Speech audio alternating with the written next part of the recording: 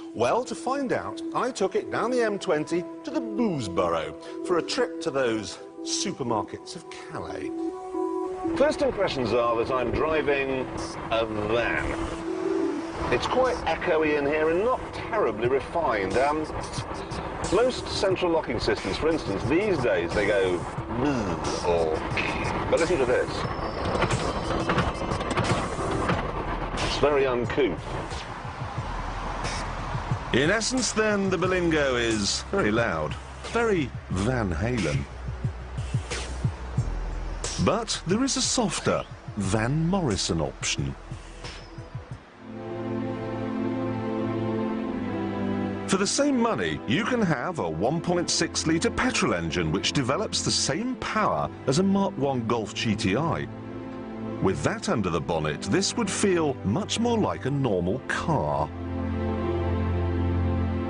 But how many normal cars have you ever come across that have got green dashboards with green dials? And how many normal cars are there with 5 glass panels in the roof? And these roof bars which swivel sideways so you can carry a bicycle, whatever a bicycle is. No doubt about it, the Berlingo is turning out to be astonishing value for money.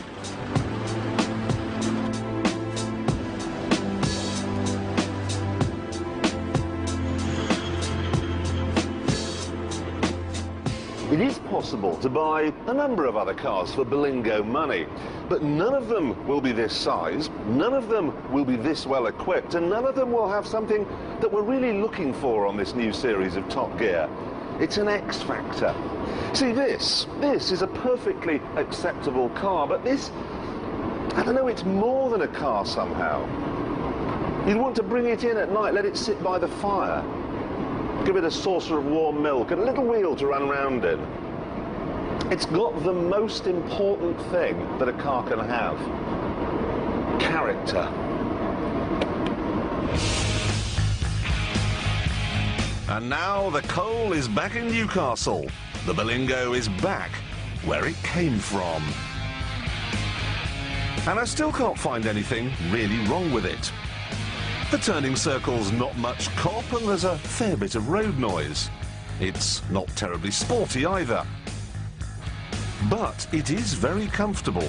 Hand on heart, it rides like a Jaguar. I could go on all day giving you swings and roundabouts, but the fact of the matter is, basically, I like it.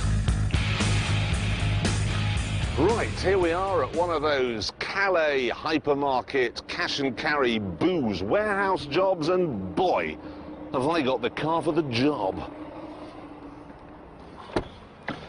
Let me show you what I mean. We've got storage space up here, and here above the driver. In the back, there are 2 extra glove boxes, and then if we slide that open, we've got a cubby hole here under the floor, and another one there. Then we simply fold the seats down like so, and we have a cavernous boot. And I haven't finished yet, because if we open the tailgate, there's another overhead locker here for a further 10 kilograms of booze. So, let's shop.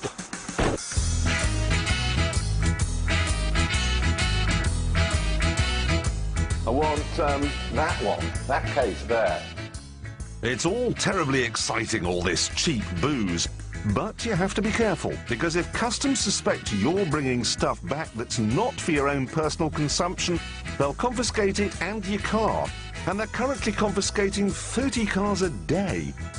So I caught up with the shop's owner and his girlfriend to talk about this. Because I was reading in the paper that if I were to put 500 bottles of gin in the car, which I'm legally allowed to do... Absolutely. Customs are so, well, you'd never get through all that. How can they say that when it was Maggie Thatcher told us to stock our larders up? I mean... With 500 bottles of gin? Yeah, but if you drink a bottle of gin a day, that's only 1.5 years supply. That's not a lot. Fizzy Liebfraumilch. I don't think I'll be able to convince customs that's for my personal consumption. No, Other people were going berserk, perhaps because they didn't like their cars very much. Perhaps they wanted to have them squashed. Trouble is, I really am very fond of this car, and I don't want customs to crush it, so there we are. Saved a few quid. Well, pence.